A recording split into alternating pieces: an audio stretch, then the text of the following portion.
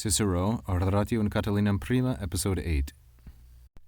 Ad mortem te, Catilina, duci ius su consulis iam pridem apportebat, in te conferdri pestem, quam tu in nos omnes iam diu machinaris.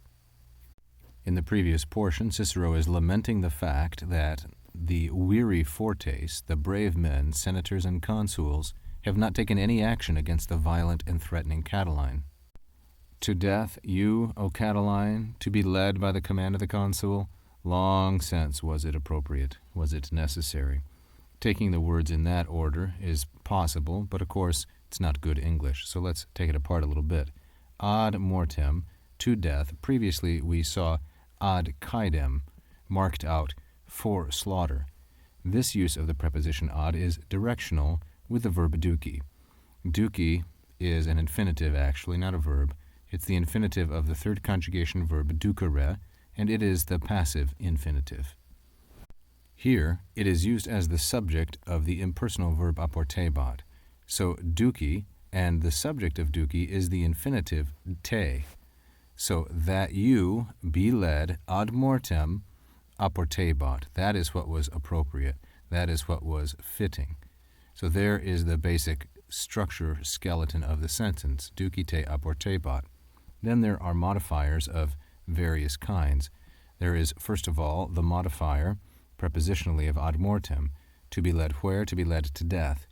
Then there is iam pridem, which is an adverbial modifier, which goes with apportebat. Apportebat, by the way, is in the imperfect.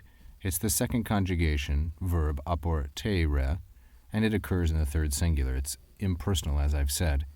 Then we have also this ablative modification, iusu. This is a fourth declension masculine noun, iusus, iusus, like so, and it's masculine, as I've said.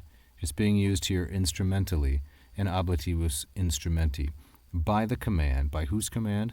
The command of the consul, masculine, singular, and genitive, namely Cicero.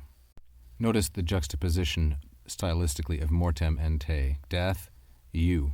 Te, masculine, singular, accusative, as I've said, the subject of duci, and then te followed immediately by the masculine, singular, vocative, Catilina. You to death, O Catiline, you should have been led a long time ago by the consul's order. Against you, in te, the pestem apportebat conferdri. Notice that the verb apportebat has two subjects in the infinitive, duci and conferi.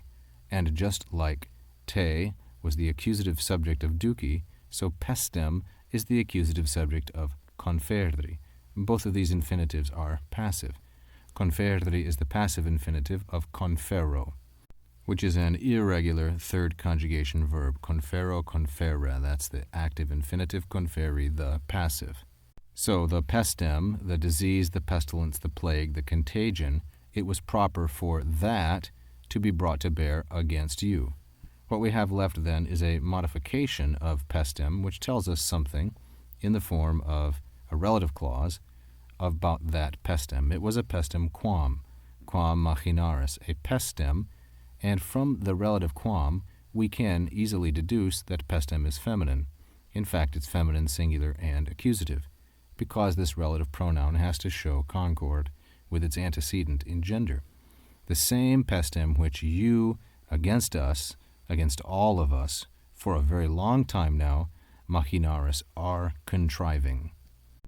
Machinaris is a first conjugation deponent verb, machinor, machinari.